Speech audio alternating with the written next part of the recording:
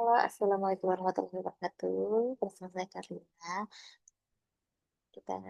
Saya akan mempresentasikan jawaban hasil UAS saya dan mata kuliah perekonomian Indonesia. Ya, saya di sini akan mempresentasikan tiga soal yang sudah saya jawab dari beberapa soal yang sudah saya jawab. Saya akan pilih yaitu soal yang pertama. Hmm,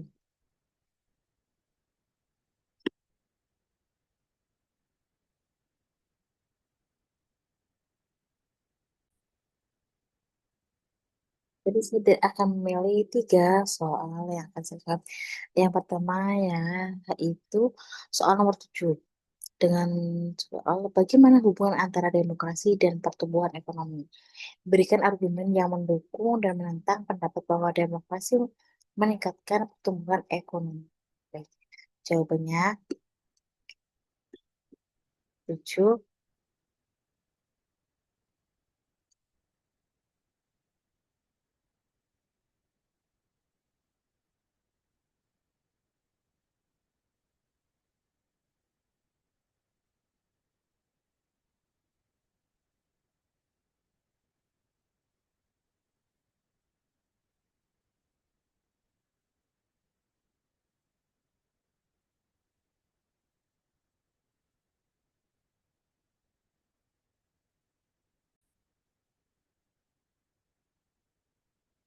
Ini jawabannya yaitu hubungan antara demokrasi dan pertumbuhan ekonomi adalah topik yang kompleks dan masih menjadi perdebatan dalam ilmu ekonomi dan politik.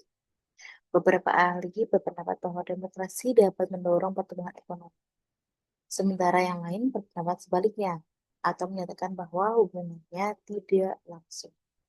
Berikut adalah penjelasan hubungan keduanya dengan argumen yang mendukung dan menentang. Nah, ini dia.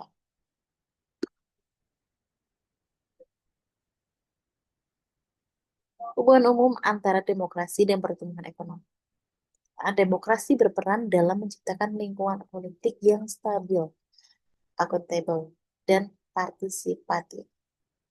Namun, demokrasi juga dapat memperlambat proses pengambilan keputusan ekonomi karena sistemnya yang lebih terbuka dan berorientasi pada konsensus.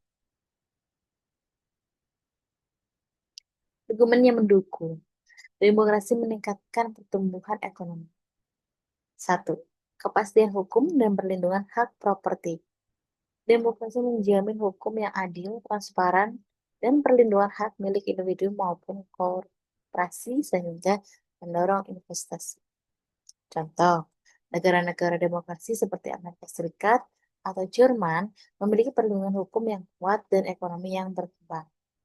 Dua, partisipasi dan akuntabilitas publik. Pemerintah demokratis cenderung lebih responsif terhadap kebutuhan rakyat karena adanya mekanisme pemilu dan kebebasan berpendapat. Hal ini dapat meningkatkan efisiensi alokasi anggaran dan mendorong pertumbuhan inklusif.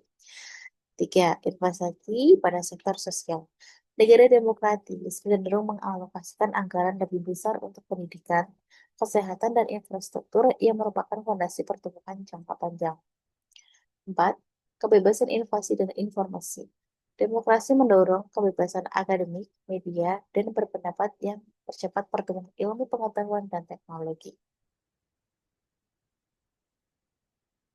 Untuk argumen yang menentang, demokrasi tidak selalu meningkatkan pertumbuhan ekonomi.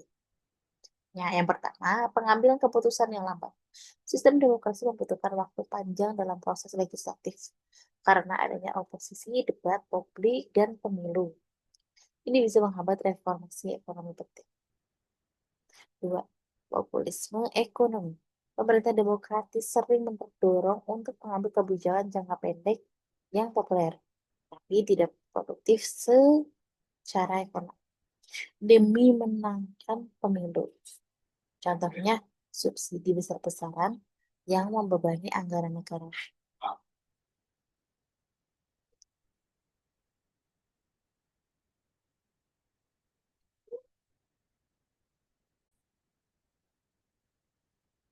Tidak, tiga, ketidakpastian politik. Di beberapa negara, demokrasi menyebabkan ketegangan politik atau konflik elit yang justru menurunkan kepercayaan investor. Contohnya, beberapa negara demokratis di Afrika atau Amerika Latin yang mengalami gejolak politik dan stagnasi ekonomi. Empat, tidak ada korelasi universal. Beberapa negara otoriter seperti China, Singapura, dan Vietnam menunjukkan pertumbuhan ekonomi yang tinggi tanpa sistem demokrasi liberal. Ini menunjukkan bahwa sistem politik bukan satu-satunya faktor menentu pertumbuhan ekonomi.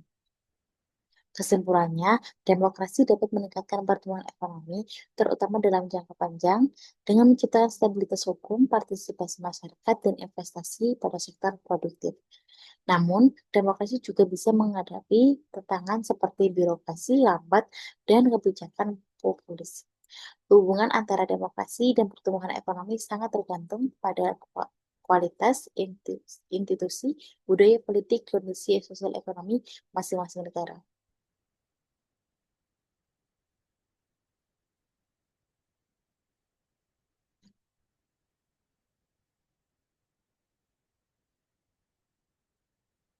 Soal yang kedua saya pilih yaitu nomor 8. Uraikan permasalahan korupsi dalam konteks ilmu politik dan menurut Anda pribadi, bagaimana upaya-upaya yang dilakukan untuk mengatasinya?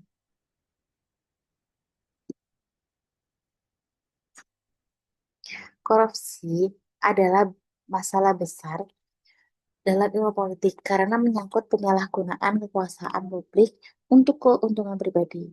Dalam konteks ini, korupsi bukan hanya persoalan hukum atau moral, tetapi fenomena politik yang berkaitan erat dengan kekuasaan, kelemahan, institusi, dan budaya birokrasi.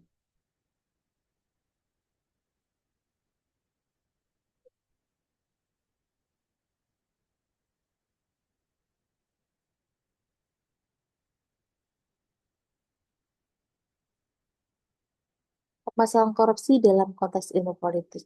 Yang pertama, permasalahan korupsi dalam penyalahgunaan kekuasaan.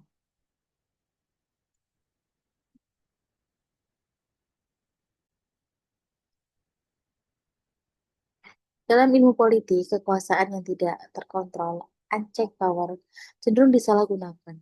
Korupsi muncul ketika mekanisme pengawasan dan akuntabilitas lemah, dan pejabat publik tidak takut akan sanksi. Diambil dari teori Lord Action, yaitu power tends to corrupt and absolute power corrupts absolutely. Yang kedua, kelemahan institusi politik.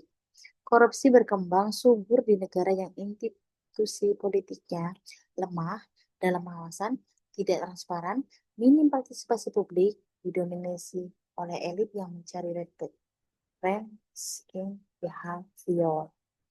Contohnya, lembaga legislatif yang tidak independen atau KPK yang dilemahkan akan membuat korupsi semakin merajalela. Tiga, politik uang dan sistem patronase. Dalam pemilu, praktik money politik sangat umum terjadi di banyak negara berkembang.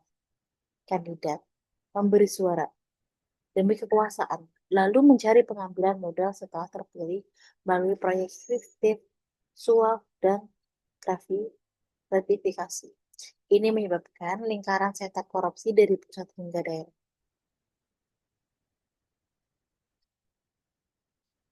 Memperkuat lembaga anti korupsi dan penegakan hukum, yaitu seperti mengembalikan independensi KPK sebagai lembaga yang bebas dari intervensi politik, meningkatkan kapasitas dan integritas caca hakim dan polisi. Yang kedua, transparansi dan digitalisasi birokrasi. Mendorong sistem e-government, e-budgeting, dan procurement agar proses administrasi lebih transparan dan minim celah korupsi. Contohnya sistem OSS atau Online Single Submission untuk perizinan usaha. Tiga, pendidikan anti korupsi dan kesadaran politik. Pendidikan anti korupsi sejak dini penting agar generasi muda memiliki integritas. Kampanye publik, partisipasi masyarakat, dan media berperan mengawasi kekuasaan. 4.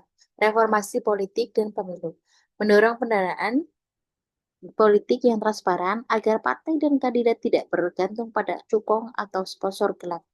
Mengawasi pemilu agar tidak dikotori oleh politik uang.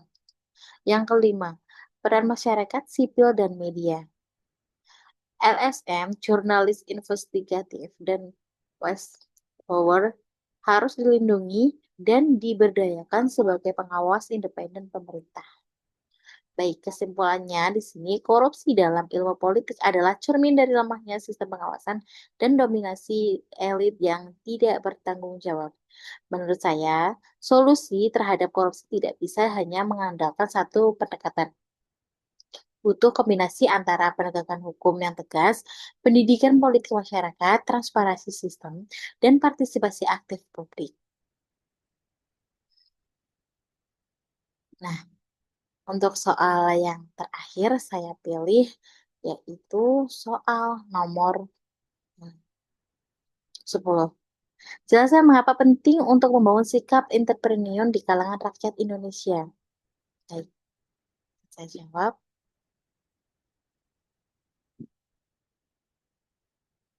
Dulu.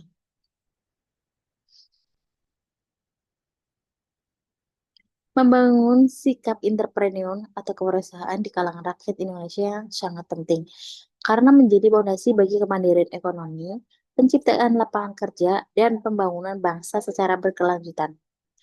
Dalam konteks negara berkembang seperti Indonesia, kewirausahaan bukan hanya soal bisnis, tapi juga strategi pemberdayaan masyarakat. Mengapa penting membangun sikap entrepreneur di Indonesia? Satu, mengurai pengangguran dan menciptakan lapangan kerja. Indonesia memiliki jumlah penduduk usia produktif yang sangat besar, bonus demografi. Dengan membangun usaha sendiri, masyarakat tidak hanya bekerja, tapi juga membuka peluang kerja bagi orang lain.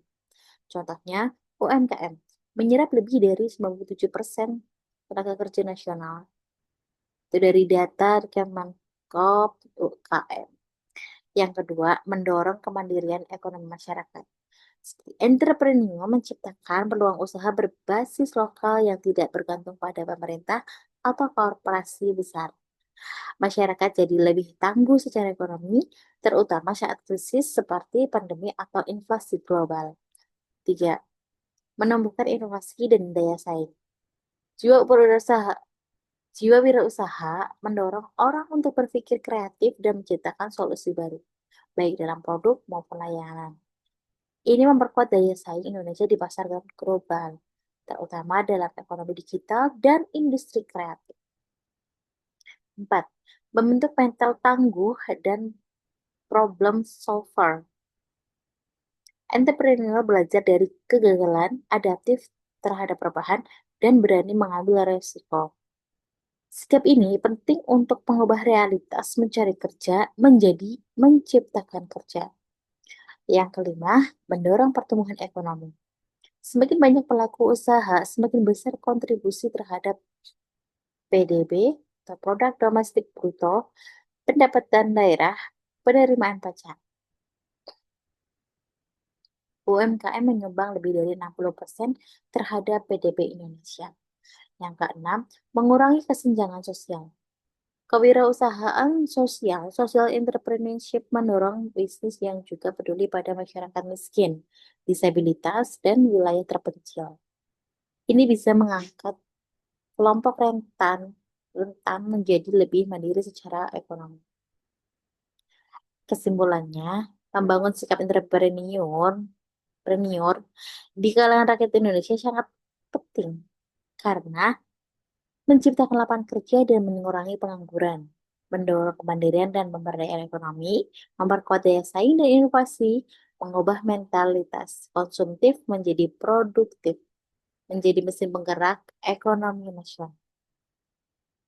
Baik, itu tadi semua eh, 3 soal yang saya pilih dari 10 soal ujian akhir semester. Semoga dapat menambah wawasan kita semua, terutama bagi saya, dan bagi audiens. Kurang dan lebihnya saya mohon maaf.